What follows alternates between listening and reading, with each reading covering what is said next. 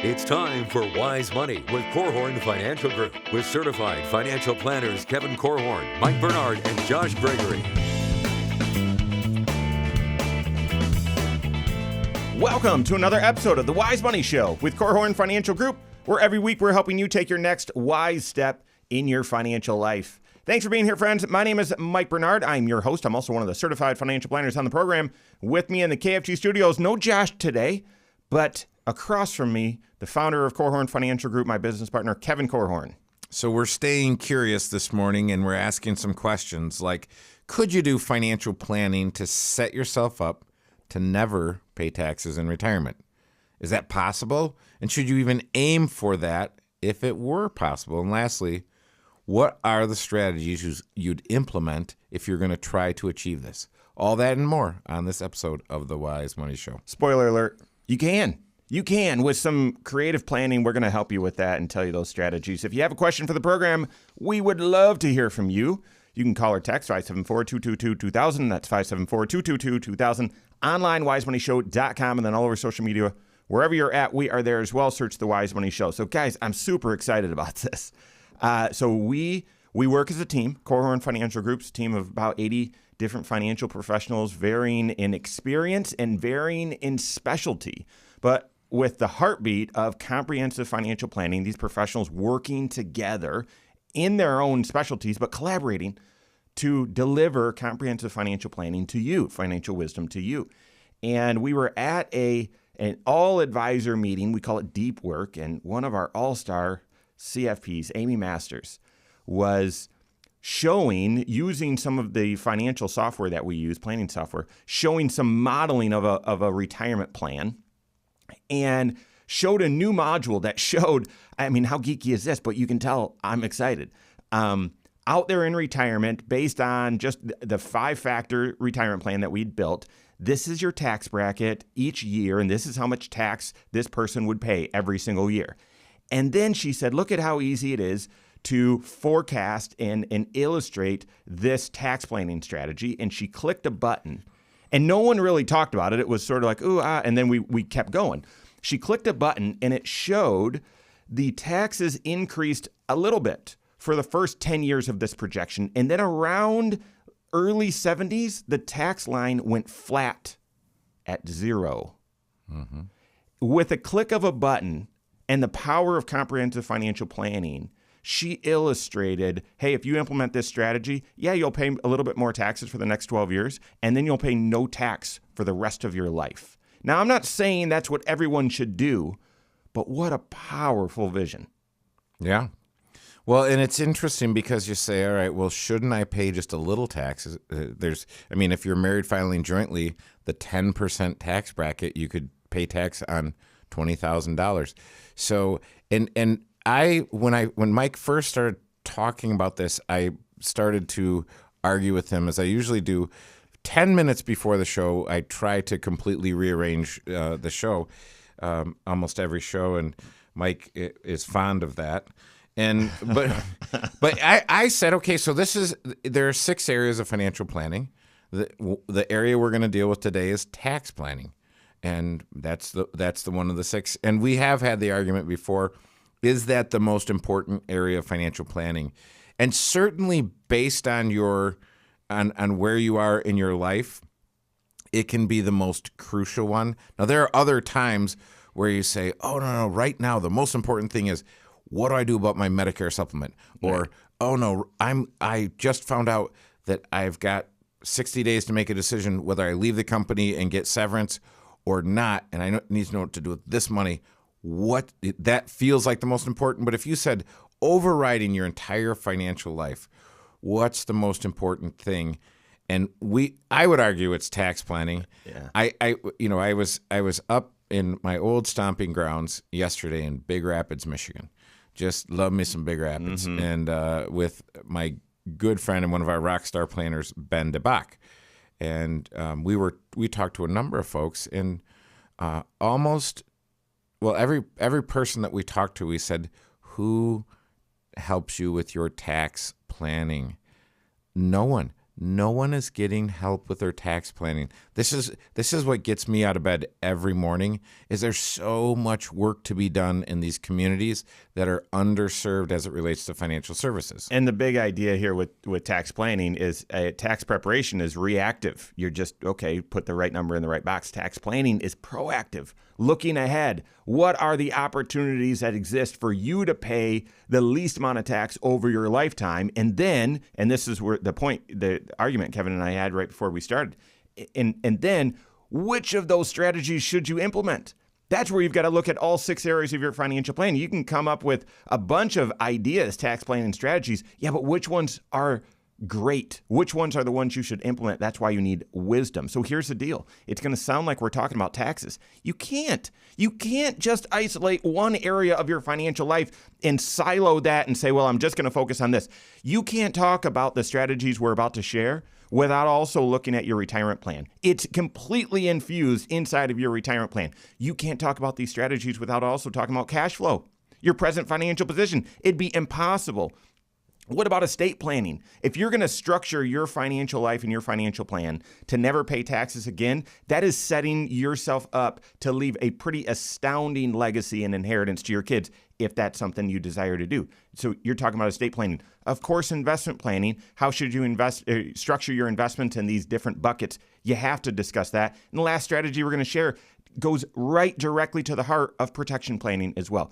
Guys, you can't escape it. The 6 areas of your financial life, you can't treat as separate areas.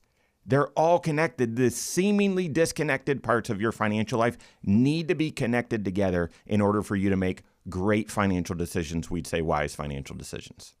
Right. So like I said, this show is going to be about tax planning. No, I'm just being okay. So here's the thing. We're gonna lay out, and this isn't separate strategies, but all with the aim of, if you were trying to set yourself up financial planning, where you would get to a point where you'd never have to pay tax in retirement. That's right.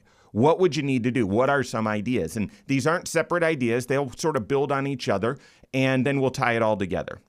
The first one is the one that Amy illustrated. She was showing, hey, this is someone's financial plan. There are 5 factors. This is the result. This is the taxes. Now, what if, and guys, get this. This is the power.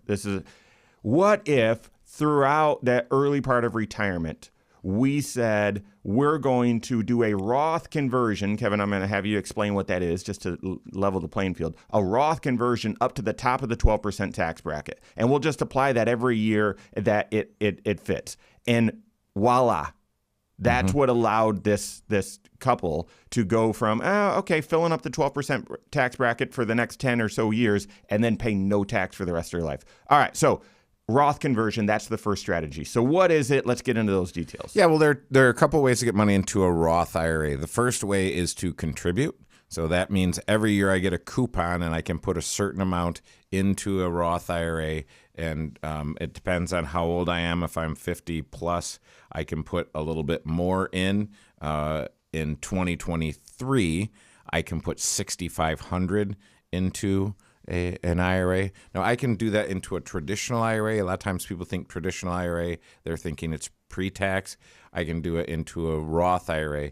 Only after-tax money can go into a Roth IRA. Now, that's important because you say, okay, so if one way to get money into a Roth IRA is to contribute, what's the other way? And the other way is to convert. Like I said, Ben and I were doing this presentation. We're actually doing it at a church yesterday. And what an appropriate place to talk about conversions. And because we were talking about how do we get, pre-tax money into an after-tax vehicle, and the way to do it is to pay the taxes. So I take pre-tax money, convert it from, think traditional IRA to my Roth IRA. In that calendar year that I do that event, I'm going to pay taxes on the amount that went from my traditional IRA to my Roth IRA. So if I had, I know we're not supposed to use numbers on the radio, but if I had $100,000 and I moved $10,000 from my traditional IRA to my Roth IRA, I'll pay taxes on that $10,000 that year. That's right. So we're going to kind of lay that out a little bit more, because for a lot of people, and like I said with this quote unquote rule, if you're in a low tax bracket today, you should consider it. No one loves the idea of paying taxes today when you don't absolutely have to. But listen, you are going to have to pay tax on that money at some point. So if you're in a low tax bracket today, or you believe tax brackets are low today, tax rates, maybe you should do that. But there's a couple things that you need to be aware of regarding withholdings and so on. So we want to lay that out. And then what other strategies could you combine with this Roth conversion to set yourself up through proactive, comprehensive financial planning to never pay taxes in retirement ever? We're going to help you with that and more coming up on the Wise Money Show with Korhorn Financial Group. Hello, YouTube. Thanks for being here. This is the Wise Money Show. What you're watching right now is our weekly 1-hour talk show. It airs right here on this channel, 10 a.m. Eastern Time, every Saturday morning, also on podcast as well. But the reason why I just closed out a segment and we lay the structure out the way that we do is also airs on a few different radio stations in our local area as well. Get a lot of feedback on YouTube. Say, oh, just get to the point or make it a little bit more condensed. Well, it's a radio show. So, but we've got more content that is directly related or directly created just for you. 10 minutes, 8 minutes, taking one financial concept, applying it succinctly directly to your financial life that air all throughout the work week. So make sure you hit that subscribe button, turn on notifications. If you like the content, leave questions below as well. We appreciate it. All right. Okay, so I looked up Ed Slott, and Matt is right. I found it last night. I was at football and then going to baseball, and then we got home and had dinner at 9 and then in bed by 10. And that's when I was like, oh, yeah, I wanted to look up the source. And, yeah, Ed Slott, it wasn't Ed that commented, but it was someone on his team that said, as long as you're 70.5, as long as the beneficiary is 70.5, you can do a QCD on a BDA IRA. So OMG. Right. So there were a couple of questions which were unique, I thought. One question was, can I do a QCD with my Roth IRA? And I said, well, yeah, I'm assuming yes, but would there be any purpose to that? That's the one I'm still working on. But when the question came up, can I do a QCD from my BDA IRA, qualified charitable distribution from my beneficial designated account? Yeah. You can't. I knew the answer was yes, and I said you can. And there was a guy there, very sweet man, and said, well, my advisor told me I can't. See, I would have thought you couldn't either. Right. Well, here's the thing. You're one of those advisors telling these guys they can't do it. I know you need to. I know it. Well, it needs to be an IRA. You can't do it from a 401k, and you need to be 70.5.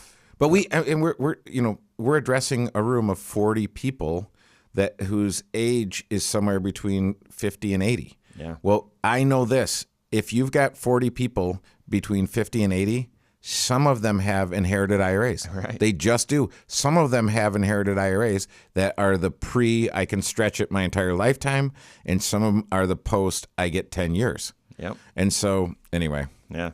Well, we'll get to QCDs in just a minute because that could be one of the strategies. So a little bit more on Roth conversions, entering the second segment, and then we'll get, the next one is the plain vanilla one of any of these strategies, but some good stuff to talk about. What can you do to set yourself up to never pay taxes again? I almost chuckle when I say it, but could you structure your finances so that you pay taxes maybe while you're working or the first chunk of retirement and then set yourself up to never pay taxes again? Yes, that's possible. We're helping you with those strategies. This is the Wise Money Show with Korhorn Financial Group. Thanks for being here. My name is Mike Bernard. Across from me, my business partner and fellow CFP, Kevin Korhorn. No Josh Gregory today. Every episode of the Wise Money Show is on podcast. Wherever you're listening, go check it out. Search the Wise Money Show and subscribe or follow it there, and then rate the program there. We appreciate that. So we're talking about how what strategies you could implement to set yourself up to never pay taxes again in retirement. And these are not separate strategies. These are different tax planning strategies that maybe you bundle together given your situation, and it can set you up to never pay taxes in retirement. So the first one we're still in the middle of, and that is being strategic about the timing, but doing Roth conversions. And the scenario we laid out was your CFP, or certainly, our team at Korhorn Financial Group can lay out a projection of, well, what would your retirement look like if you did Roth conversions anytime you were in the 12% tax bracket up to the top of the 12%, or anytime you're in the 22% tax bracket up to the top of the 22% bracket, and can model out and can forecast out, well, what would that mean to your financial life, your total assets, and your long-term financial plan? So the Roth conversion is extremely powerful. So here's the question. If you find yourself in a low tax bracket today, work with your CFP and see if you should be doing Roth conversions. If you're not yet 59 and a half, Kevin, this is where we left off. You said anytime when you're making that conversion, shifting dollars from pre-tax to Roth, you're going to pay tax. And if you're listening to that, you might say, well, then why would I do it? Because then once it's in the Roth, it's going to grow tax-free forever. You'll never pay tax on that. Your kids will never pay tax on that. But you'll just have to pay tax in the year you convert. If you're not yet age 59 and a half, how are you going to pay those taxes? You might say, well, I'll just withhold. If you withhold, that money left your IRA and it didn't land into your Roth IRA.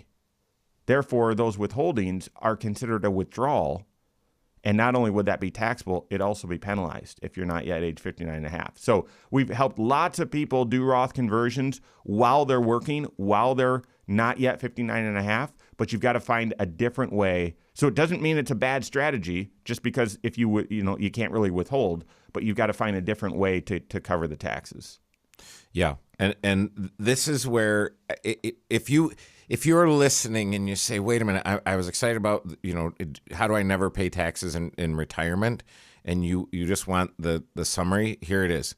If you're 60 or older, you need to have a 30-year tax projection. So you need to know exactly how much and when you're going to pay taxes over your lifetime. If you're younger, this is where, to me, Mike, this show really is to the younger person. This is to someone in their 30s or 40s who is saying, what do I want my financial life to look like? Because you have a choice. You're at a fork in the road. And what did Yogi Berra say? When you come to a fork in the road, take it. But you're looking at this and you're saying, okay, I'm either going to pay taxes now and pay little to none in retirement, or I'm going to avoid paying taxes now. Again, I'm 30 to 40. I'm avoiding paying taxes now, and I'm choosing to pay taxes in retirement.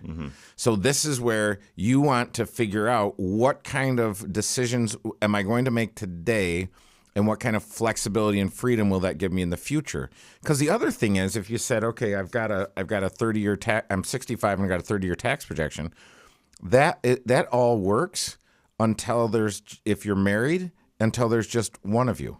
So your spouse is gone. Now the calculus changes completely. And that's where I would politely agree and disagree with you, because there is significant power in doing Roth conversions early in retirement, because normally if you're married, you're not at advanced age yet, and so doing Roth conversions can set you up for, at some point, being a widow or widower at some point. Hopefully that's decades down the line. You also can set yourself up to avoid RMD and put some controls there.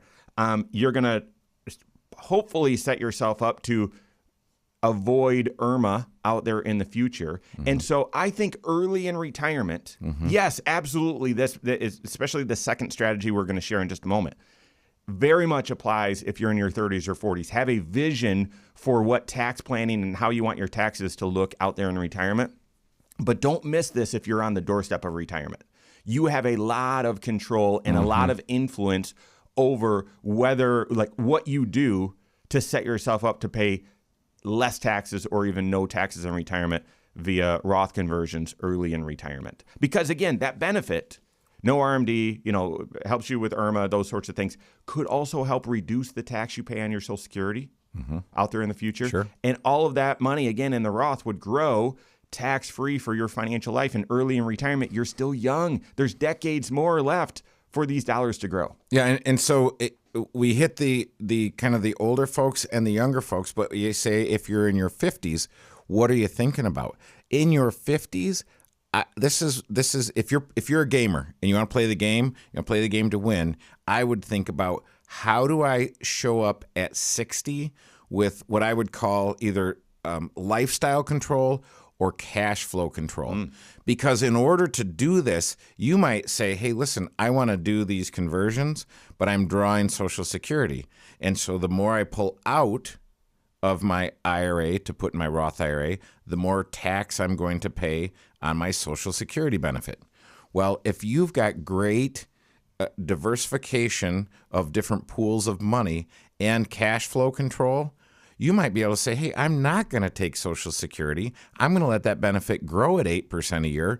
And I'm going to, because basically the question is, in my 60s, am I going to pull money out of my IRA and put it in my Roth and pay tax on $1.50? Or am I going to pull it out and pay tax on $1? That's right. That's exactly right. So I love the idea, and it's not for everyone, but if you've got cash flow control and lifestyle control, really delaying your Social Security and doing Roth conversions early in retirement, love it. Okay, so we already sort of mentioned this, but the second strategy, in addition to doing Roth conversions, is doing what you already said, Kevin, and that is funding your Roth IRA or Roth 401k. And yeah, that's for 20s, 30s, 40s, yes, 50s as well, but you probably have contributed a lot by then. But this is the obvious one. You have a choice to, when you're making your retirement contributions, do you want the deduction today and invest pre-tax, whether IRA or 401k, or do you want to pay tax on your contribution today and have those dollars grow tax-free for the rest of your life, i.e. contributing Roth IRA, Roth 401k? If I did this math here, I've done a few videos about this. One of my best friends growing up and roommate in college, when he graduated, we graduated, he said, hey, he was working in construction. And this is before 2008, so his life changed, unfortunately, early in his career. But he said, Mike, I don't really know a lot about this, but my dad has told me that I have to max out my Roth IRA every single year of my career. And he was 23 at that time. I did the math, and I made it a little bit easier. What if you maxed out your Roth IRA for 35 years? So say from age 30, so we're giving you a couple years to be young, until age 65. Or if you say, I want to retire early, I've got that vision, from 25 to age 60. If you earned 8% on that money and on average per year, and you didn't increase your Roth contribution limits, it was just $6,500 a year, $1.1 million. Yeah. $1.1 million in your Roth IRA growing tax-free for your retirement. And imagine if you're married. Yeah, and you both did that. And you're growing that at 8%. I mean, that's not a good growth mutual fund growing at 13%. Yeah, right. As tried to be a little more realistic. Yes. But there's significant power in contributing over time, starting when you're young. And so you know that. Start as early as possible. Compound interest, stay disciplined, all that sort of stuff. But often when you hear those axioms or when you hear those mottos, they leave off the tax planning piece. Mm-hmm. There is incredible power. Now, if you're young and in a really high tax bracket, kudos to you. And it's probably better for you to get that tax deduction.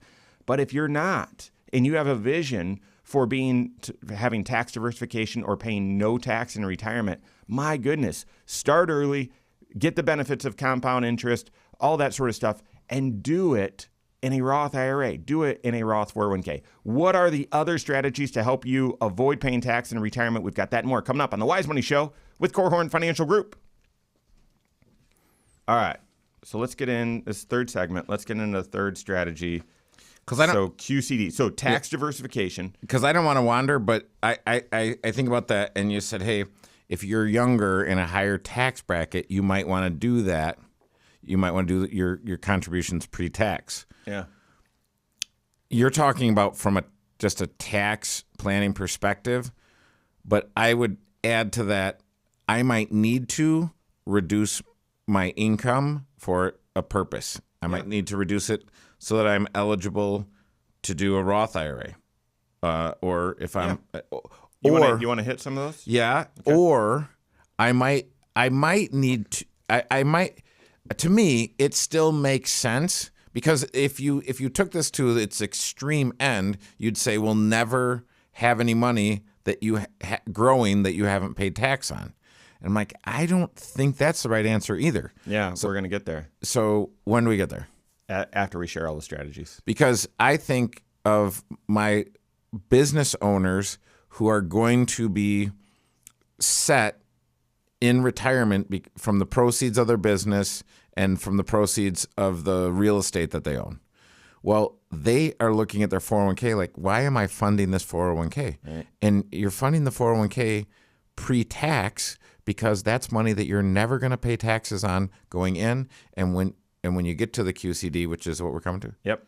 So I don't know. Yep. So that's the third strategy is combining pre-tax and Roth and using your pre-tax for QCDs. Mm-hmm. So do we hit the why I might pre-tax, post-tax? That's the third 401k? Yeah, that we're hitting that right now. Okay. Yep.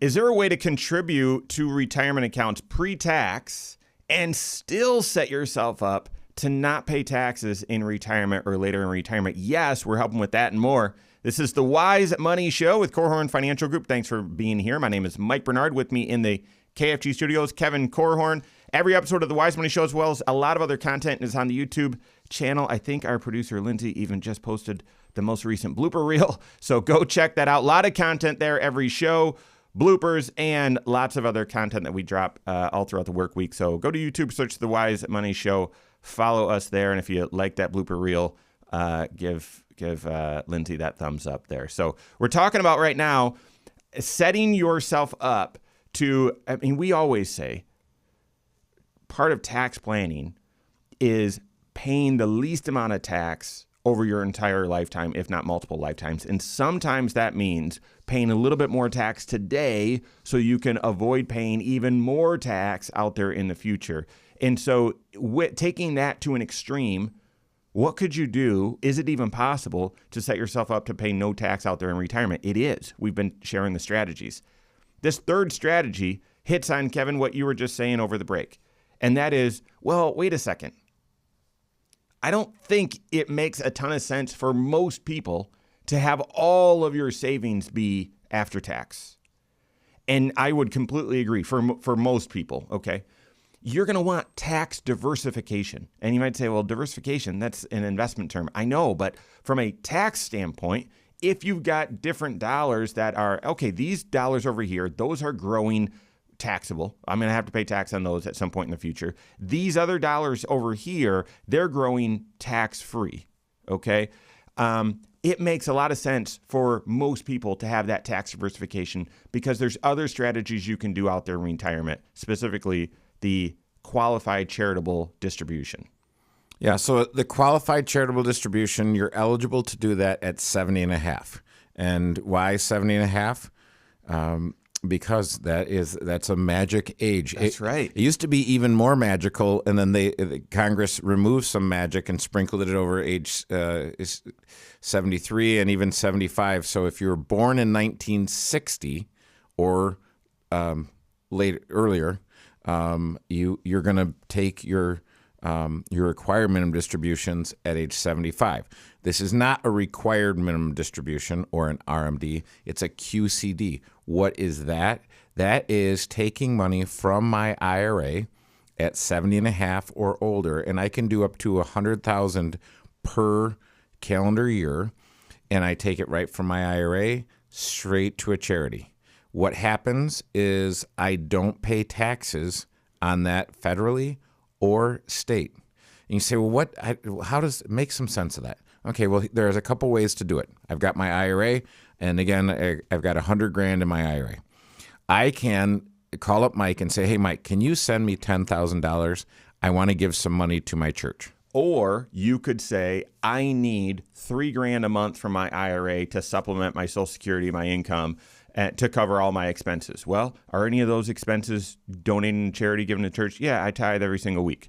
So think about it like that. Either way, this strategy could apply. Yeah. I just want to do a one-time gift. So I said, hey, Mike, can you send me $10,000?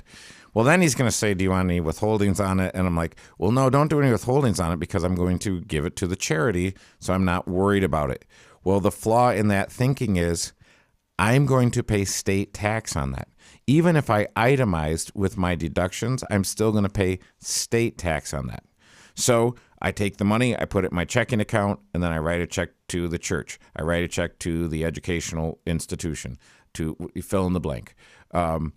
What happens is now that dollar amount is going to show up on the front page of my tax return, and it will come off below the line and as a deduction if I can. If you itemize. And for most people that are so what are possible itemized deductions? So medical expenses above a certain threshold, okay? Mortgage interest, okay? And charitable contributions, okay? And state and local taxes. That are capped at $10,000. So think about this. You've got to be 70 and a half to consider the QCD.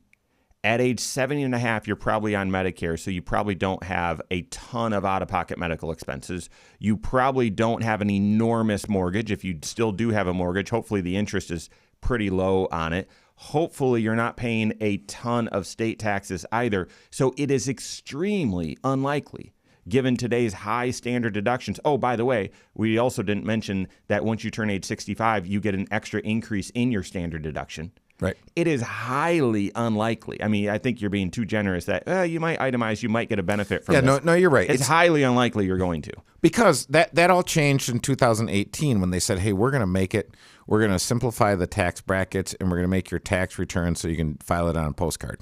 And for those of you who've been sending in those postcards, congratulations.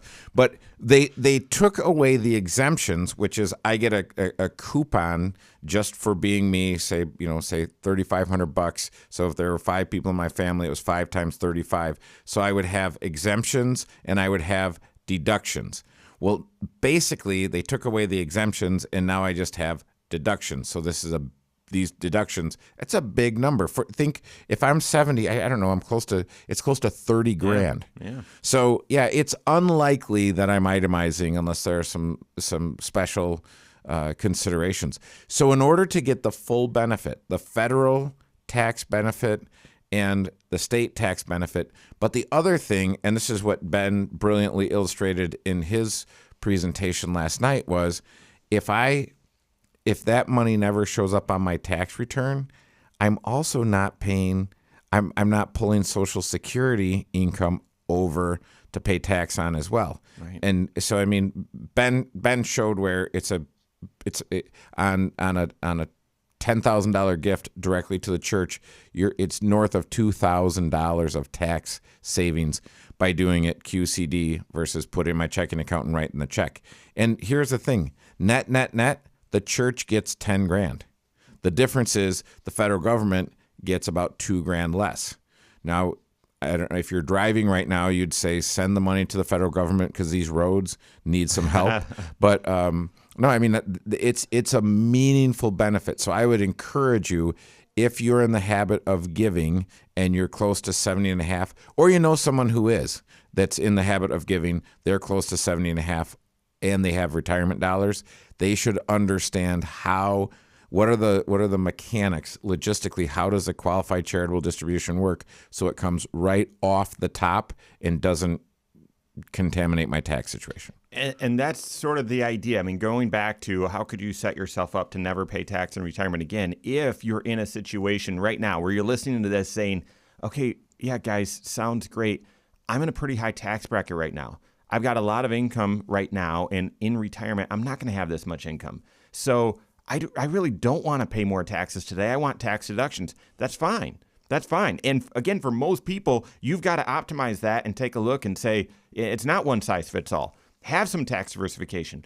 And with those pre-tax dollars, if you're donating to the church or there's causes you care about, consider the QCD as a potential strategy out there in the future to pull dollars from those pre-tax accounts and you not pay tax on them. You got a tax deduction when you made the contribution, and you're able to pull those dollars out and not pay any tax on them. Get this question all the time. Well, I'm gifting to my kids. can I pull this money out and give it to the kids? No. A qualified charitable distribution, emphasis on that C, stands for charitable, not children. Even if you're feeling pretty charitable by helping them, it's got to go. And Kevin has said this, but I really want to punch it. It's got to go directly from your IRA directly to that charity. It can't be, well, send it to me and then I'll send it to them. Or I've been making donations, a tithe every single week to the church, so just reimburse me for that. Nah, it doesn't work that way. They set up the rules where it's got to go directly from your IRA directly to that charity. Kevin mentioned you can do it once a year. A lot of people do that at the end of the year, sort of a lump sum year-end gift, something like that. But I do see a lot of people where this QCD makes a ton of sense. And as I explain it to them, they say, well, I mean, I just make my contribution automatically monthly, and this seems like it'd be a pain. It would be a change. I don't think it'd be a pain. It would be a change, and there'd be meaningful tax benefits because of it. So consider this QCD strategy on top of, should you fund your Roth IRA? Should you be doing Roth conversions? All of those synthesized can help you pay no tax out there in retirement. But there's more. There's more strategies. We're going to help you with that and more coming up on the Wise Money Show with Korhorn Financial Group. Yeah, that was a good Ron Popeil. But there's more. Set it and forget it. But there's more. Today and today only. Okay, so we are Fourth segment. Oh my word! Time flies. So we're going to hit HSA and shoeboxing, Okay. and then we'll kind of pull it all together to say, should you even really aim for this? Because I actually would argue no. I would argue you are just fine paying tax in the 10% bracket. You're just fine paying tax in the 12% tax bracket. Now, starting to pay tax in the 12% tax bracket in retirement means you're starting to pay tax in your Social Security. Right. So, and we can teach Because that too. dude, that almost might be the question. Do you want to never pay tax on your Social Security? We did a show about that. Similar. Because, yeah. Yeah. I mean, one way to do that is never draw your Social Security. There you go. Yeah. Okay. Never work. Yeah. Well, Then there you go. never pay taxes ever. Come on. There you go. That's what I'm talking about. Have we got a strategy for you? All right. Okay, so HSA, shoeboxing, and then tying it all together. Okay, cool. Thanks for being here, friends. This is the Wise Money Show with Korhorn Financial Group. My name is Mike Bernard. With me in the KFG studios, we're missing Josh today. No Josh, but across from me, Kevin Korhorn. Stay up to date on all Wise Money content. Find us online, wisemoneyshow.com, and then all over social media. Wherever you're at, we are there as well, helping you with a important. No one wants to pay more taxes than they're really supposed to. No one does. I've never seen anyone, and I think this was a point Warren Buffett made. You know, if for those that say, the deficit's too big, people aren't paying their fair share of tax, all that sort of stuff. I've never seen anyone say, I'm going to contribute to my 401k pre-tax. You know what? Don't give me that deduction. I don't need it. I'd rather pay the tax. I'm going to contribute pre-tax, but I don't want the deduction. I've never seen anyone say, oh, you're going to give me that standard deduction? I don't need it. I don't want it. No. How can you structure your financial decisions, your financial plan, to set yourself up to pay the least amount of tax over your lifetime, and if possible, maybe even get to a point where you're paying no tax? Did this recently with a planning client, fan of the Wise Money Show. That we'd been working this plan for 10 years maybe, where we were looking, and when they first started doing planning, all of their dollars were pre-tax, about $1 million. And they were semi-retired or were going to retire soon, and we'd been doing Roth contributions, Roth conversions strategically so that we got to this mixture, this concoction of Roth to pre-tax, such that as they pulled dollars out of their pre-tax accounts in retirement, it would be such a small amount that it wouldn't trigger Social Security to be taxable. And they would essentially be in the 10% or 0% tax bracket. So it's possible with some proactive tax planning. We've talked about doing Roth conversions. We've talked about funding your Roth 401k, Roth IRA. We've talked about that tax diversification and out there in the future doing QCDs. Now we're going to invite your protection planning into your life, and that is, should you consider funding your HSA and viewing that as part of the strategy to pay no tax in retirement. Yeah, and the HSA, it really is a whole nother show because there's so much to it. But basically, an HSA is a health savings account. I'm eligible to contribute to an HSA if I've got a high deductible health plan. Now, you might hear that and say, well, I've got a health plan and my deductible is really high. Well, okay, that's fine.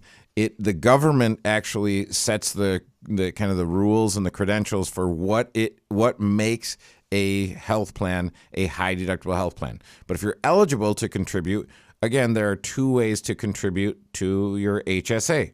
One way is via payroll, and so you run that through payroll, and it goes.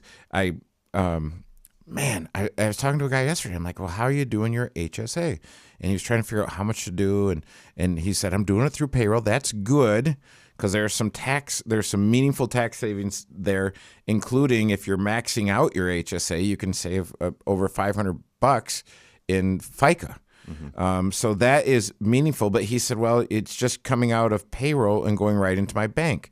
And I said, well, that's great. What's your bank paying you on that? And he said, nothing.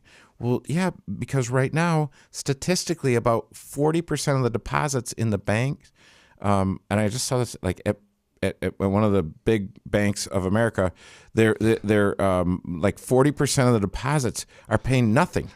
And I think, well, what is going to happen to these big banks if the depositors wake up and say, wait a minute, I'm getting nothing and I could be getting 4 to 5% by just changing the account? Yes. Why didn't my bank tell me? It's highly unprofitable for them to tell you. And you know what? They've got stuff on the longer end of the curve. Yeah. And if you move your money, they've got big problems. So anyway, I said, look, you want to figure out how to get your money via payroll deduction. That's great, but get it into something that's going to pay you even better. So I can do it via payroll deduction. I can also do it at the end of the year when I'm doing my tax return, and I look and I say, okay, well, how much did I put into my HSA? And if I'm a family, I could put $7,750, so $7,750. Well, if I only put $6,000 in, my tax preparer, if they're helping with tax planning, would say, hey, Mike, there's an opportunity for you to put another $1,750 into your plan, and you can do that up until April 15th. So you can actually fund your plan in two different ways for the same year to get it filled up. All right, so here we go. If you're eligible, if you've got an HSA eligible high deductible health plan, you can open an HSA and fund it. Kevin just shared the different ways you can and the benefits of it. Now, here's the Jedi mind trick, because you might be thinking, how does this help me with taxes in retirement? I have medical expenses. I pull it out of the HSA. It comes out tax-free. Yeah, it's a great benefit. I know there is a unique tax law that I don't know how long it'll be around, where you can reimburse yourself from your HSA for medical expenses that you incurred when you had your high deductible health plan or after, where you can reimburse yourself from it, and there's no statute of limitations. There's no time frame where, okay, I had that expense 10 years ago. Did I miss the window where I can reimburse myself from the HSA? No, not right now. Where there is no, or you're not allowed to reimburse yourself from your IRA for charitable donations you made via QCD, that have to go direct. With an HSA, that's not true. Therefore, if you structure your finances and your cash flow such that you max fund your HSA, and then when you have expenses come up, you just pay those out of pocket, and you don't touch your HSA. Well, now all of a sudden your HSA is long-term money. And what should you do with long-term money? Invest it prudently, not speculatively, prudently, but investing it would, yes, it's going to be subject to the short-term ups and downs. Absolutely. And there will be times where you'll look and say, oh, my HSA is down. I put $7,750 in it and it's only worth $6,000. Yeah, but given enough time, long-term investing works. And therefore your HSA will grow. And then out there in retirement, you need cash, you need dollars to supplement Social Security, blah, blah, blah. Well, you've got a stack full of receipts either on your phone in the cloud or in a shoebox somewhere, and you can start pulling money out of your HSA to reimburse yourself for those medical expenses long time ago and not pay any tax. Absolutely. And the other use case for that is some folks, when they hit 65, their income is such that they're, instead of paying $160 a month for their Medicare Part B, they're going to pay $500 plus per month. Well, if you're a couple and you're each paying $500 plus, that's $1,000 a month. You can pay that $1,000 a month and reimburse yourself out of your HSA. Big deal. It is a huge deal. So here's the thing, guys. Let's just put this all together. Running out of time. You can do proactive tax planning, looking at all 6 areas of your financial life, and draw up strategies to completely not pay any tax in retirement. Is that the goal? I would argue no. That's not the goal. Not because I want you to fund the government. I just rarely would envision a financial situation where, yeah, you know what, pay all your tax now so you can pay no tax. I rarely would see the barbell approach, dumbbell approach being ideal. Instead, I would want you to optimize it. We would want you to optimize it. Well, where are you today? What tax bracket are you in? What do you project out with your income and everything out there in the future? All right, is it a good trade right now to pay taxes today so that they'll grow tax-free in the future? Or do you need that tax deduction? Or do you need both? That typically is what makes the most sense. And therefore, the aim should be tax diversification optimized for your unique situation. Yes, for sure.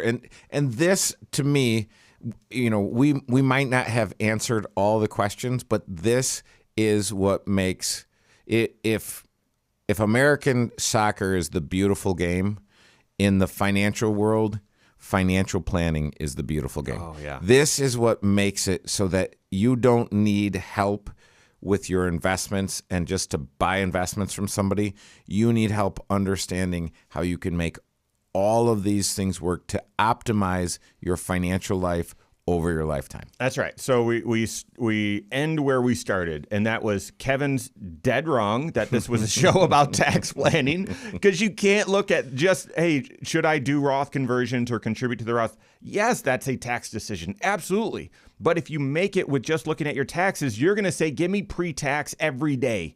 All day, every day. I don't want to pay the tax. I want the deduction today, because that's your one goal. But when you look at the objectives or your goals in the other 5 areas of your financial life, then you can synthesize those different goals into one goal in one plan.